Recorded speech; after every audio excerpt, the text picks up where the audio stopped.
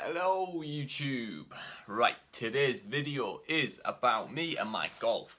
And now you are the captain. I'm the captain now. You are the captain. So, the reason being, I need to focus. I need to get a bit more on it with my playing, my golf, my progression. I've got 6 comps I want to play this year, which was one of my goals up there. And I'm going to tell you when it is and all that kind of shit. And I'm going to tell you what I'm going to do upon each competition. So the reason you are the captain is you're going to hold me accountable. So within this YouTube series, I'm going to be practicing on my way through to each comp and stuff like that. I'm going to show you the process that I do in with each one that comes. So as we go through the year, we're going to start seeing me vlogging my way, practicing what I do with my setups before a competition, how I'm playing. Probably might even try and vlog on the course if they let me. I doubt it. All that kind of thing. So you're going to see a full insight into how I actually engage myself to play the game. So I'm going to run through the schedule for this year, and then I'm going to tell you what I'm going to do in terms of organising my lessons and then organising my training routine as well around it, because that's really important that we stay fit and that we're performing well. So first off, we have the Raywell Amateur on the 25th of April. A couple of days later, I've got the Cleveland Salver. And anything on there? Yes, Seaton Salver on the 25th of May. That's comp number 3. Nothing in June. Then we have the Oakdale Acorn and the Amateur Classic in July. And then last one being the... where is it? September, I think it is. Northern Golf Masters. What have I done? Northern Golf Masters on the 13th of September. So, as you can see, they're all already in the diary. Now, these are all quite big competitions within Yorkshire and Durham. So the chances of actually making the ballot is slim.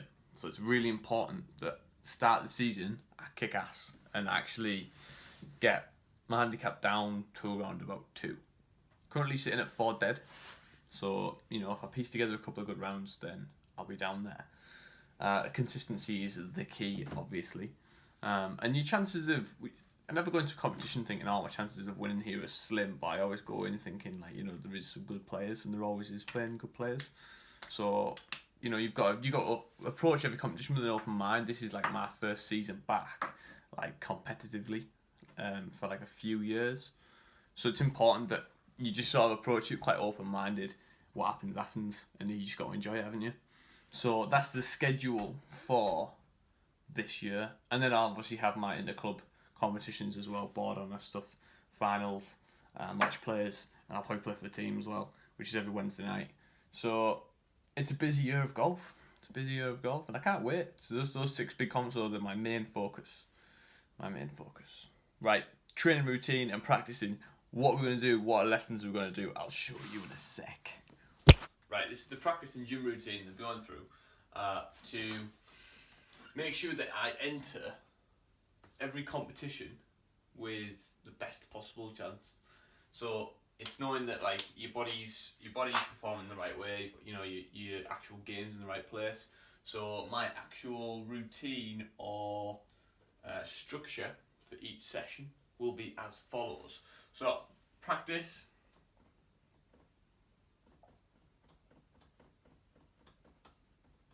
So when I practice now, obviously practiced a lot of the years. I know exactly what it is that makes me sort of tick. If you've been playing for a long time, then you'll know what sets you off and what means that you're probably going to have a great round. So for me, if I get on the TrackMan, so I used to do a TrackMan session.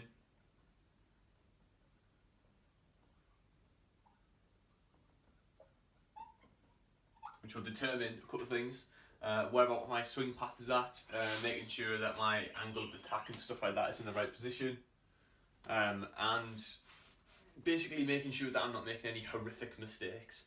And if I get a bit of peace of mind from that session, then I pick a couple of things going forward, which is generally just going to be distance control and make sure that I can shape my shots. So shaping shots and distance control.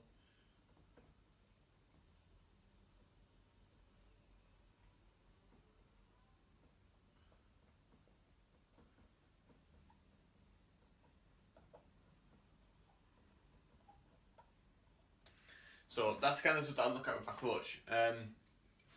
From a bigger shot perspective, like I say, I've said this before, my practice, thesis, what I focus on most when I'm practicing is 80% short game. So I know for a fact that my long game is fairly solid. I can hit the golf ball quite far. I'm accurate to within a certain couple of yards. I know what goes wrong and how it goes wrong. So from that perspective, I'm okay. But for me, it's when that goes wrong, it's recovering. So it's like, it's not about your good shots or your bad shots. It's your reaction to your bad shots. So for me, short game is like the be all and end all. It's 80% of my practice focus. So in terms of short game,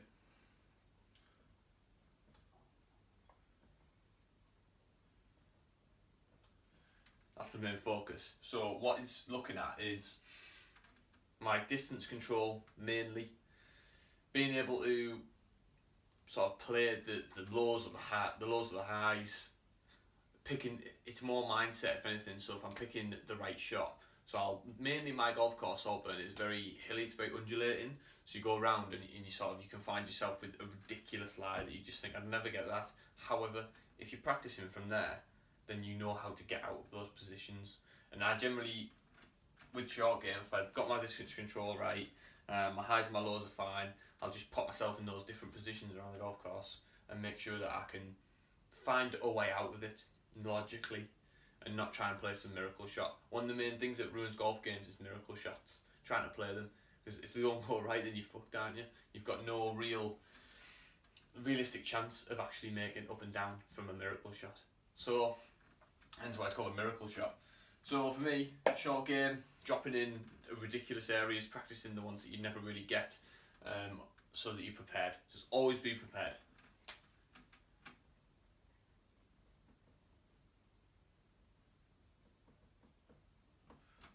Always be prepared. So, practice sessions, yeah, I'll set every time, so in my diary here, before each competition, we've got a week before. So say we've got back to March. Is it March? No, it's April's first one, isn't it? Railwell Amateur. Exactly a week before. The Railwell Amateur takes place on the 25th. So exactly a week before, it'll be organised lesson with coach. Get the lesson in. Make sure that we understand the TrackMan. Know exactly where everything's going. Know exactly what sort of swing paths are. What swings that there's no drastic errors going on. And if there is, it gives me a week to change it. And then we've got shaping shots, distance control, that kind of stuff. I'll just go through the similar practice routine that we did in the first video of this series, where I'll hit the full volume of golf balls. So last time we shortened it down to a very small amount of golf balls to try and warm up quicker. But this time it'll be the full volume of golf balls, and each one will be a different type of shot, actually warming up for a purpose. Then short game will just be hammered all the way throughout that full week before, so that I'm then prepared. So that is the practice. That's what I do with the actual golf game. Obviously I'll play rounds, practice rounds and things like that the day before the actual event, or 2 days before, whenever they let you on. Practice rounds, of course. You'd be stupid to go in completely blind, not knowing what the golf course was like, or I generally try and find someone who actually plays there, who's not playing the event, and just ask them all the questions. That goes down good and bad, depends if they've got mates playing. Training, gym routine.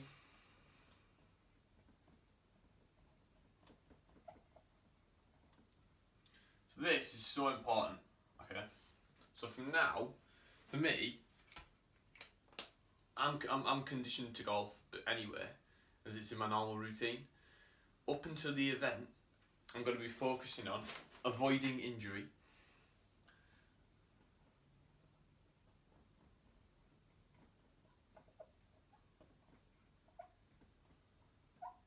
So obviously, some injuries you can't avoid. If you you trip over and crack your head open, you can't avoid that because it's just an accident.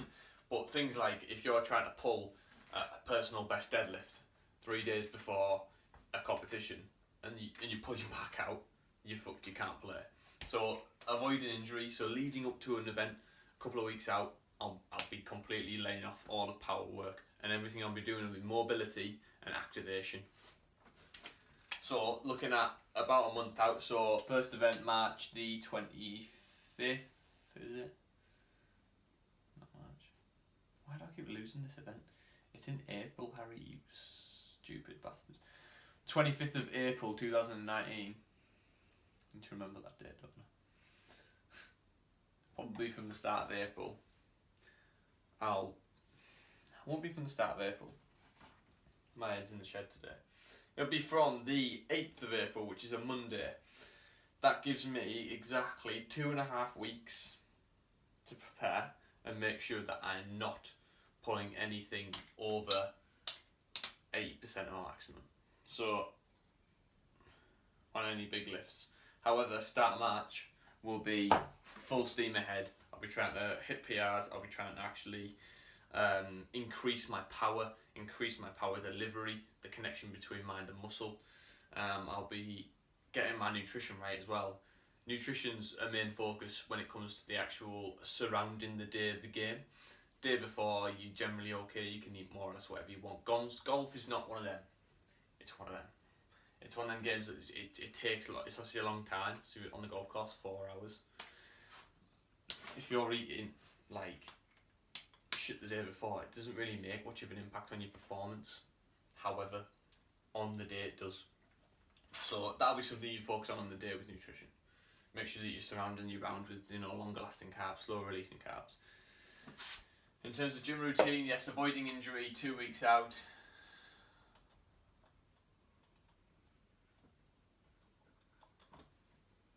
And then hard push.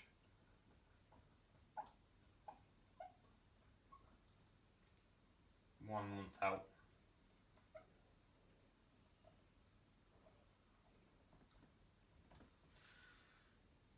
My main focuses will be during training from that 1 month out will be power. Main focus is my glutes mainly. Extending out my quads, making sure that I'm mobile.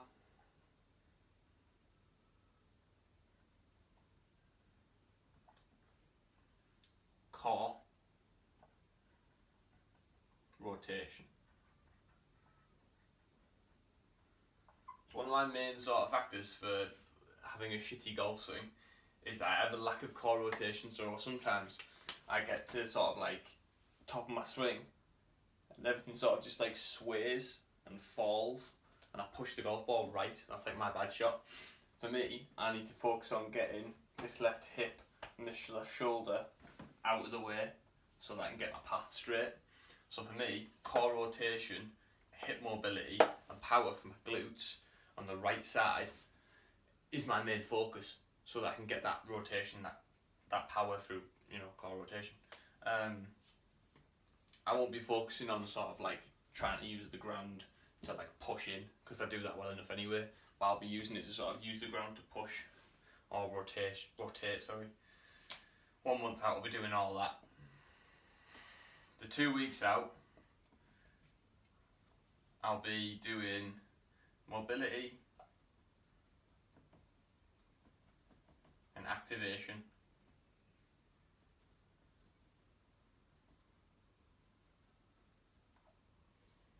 Stability. Core still. Rotation. There's 2 programs that I deliver for online coaching, and one is called the distance program, which is like that, and the other one's called the control program, which is more like that. So if you are in a good position with your golf swing and with your body, then start with that and finish with that. If you're not in a good position with your golf swing, start with that, finish with that, and then start with that, midway through hit that, then finish that. That's the best way to do it. If your body can't handle the structure of a golf swing, then what's the point in trying to increase your power? You want to increase your stability, your mobility, your core rotation, your activation, because then at least you can create a proper swing path. There's no point trying to hit the golf ball as hard as you can if you can't swing it properly. So that would be the control program that I'll be working on there. But 1 month out, I'll be hitting the power program, making sure I'm building loads of power, hit the golf ball nice and far, keep up with the big boys. And then I'll be on the control program to try and avoid injury, keep myself nice and mobile, make sure that when I'm leading up to the event I'm feeling supple, I'm not feeling like I'm gonna, I'm stiff as a board. So there's my practice and gym routine for the upcoming events. But that there is the leading up to the first event, because I've got one a couple of days after as well. I won't be too fussed about going back to this just yet, because I've only got 2 days and you can't increase your power in 2 days. So I'll only be looking at doing this again on the day of Cleveland Salver, or even just the day before, making sure that I'm supple in between the 2 events. And then after that, it goes from, I think I've got like almost a month off. So between the 28th and the 13th of May, so 28th of April and 13th of May, I'm going to be back on the power program, back training properly, and then between the 13th and the 25th is the Seton Salver on the 25th, so I'll be back to that program. It's always making sure that you are avoiding injury as much as possible from 2 weeks out, and then after that again, it's another June. It doesn't have any comps in it. I don't think. No, June doesn't have any comps in, so it's 1 month of power again. And then very soon, the 17th of July, you've got the Oakdale Acorn, so even then I won't be stopping for until the 8th of July. I won't be going into that just yet. And then it's a couple of events in between, so Oakdale Acorn and Amateur Classic. I'll just be hammering that still. And then after the Amateur Classic, got August. August is generally my club championship, which is a big one really. So I'll be flirting between these 2. Desperately avoiding injury again. I'm not too fussed about my body condition, because my body condition is not too bad of a state at the moment. I could go on holiday, I'd be happy, and I'm at that point. I am happy with my body, so I'm not too fussed about what I look like. I just want to perform, and that's the most important thing, is performing. It's all good looking good, but if you've got nothing to show for it, then you're fucking shit bag, aren't you? So that is everything. That is the gym routine. And the practice routine. Make sure that you know where you're at with your golf swing. Make sure you've got your swing thought. Make sure you sharp your distance control and your short game's on point down to a T. Make sure that you've got good power heading into an event, and then avoid the injury as much as possible by staying mobile and active a couple of 2 weeks out. That's everything. And I think what we address in this YouTube video is how am I going to fit this around my business. I will take a day off. There you go. And then everything is going to be documented on YouTube anyway. This is how you keep me accountable. I'm going to have to produce a video every time I start the 1 month out, every time I start this, every time I play an event. So it's all you keeping me accountable for me producing something for you. Well, I'm going to disappoint, and I don't want to disappoint. Because I want to show you guys that what I do for a living, it works. So that's the most important thing. You're going to be keeping me accountable by me producing content for you. So I shall see you in the next video, because that has been my practice and gym routine leading up to the schedule of events that I have this year. See you in the next one.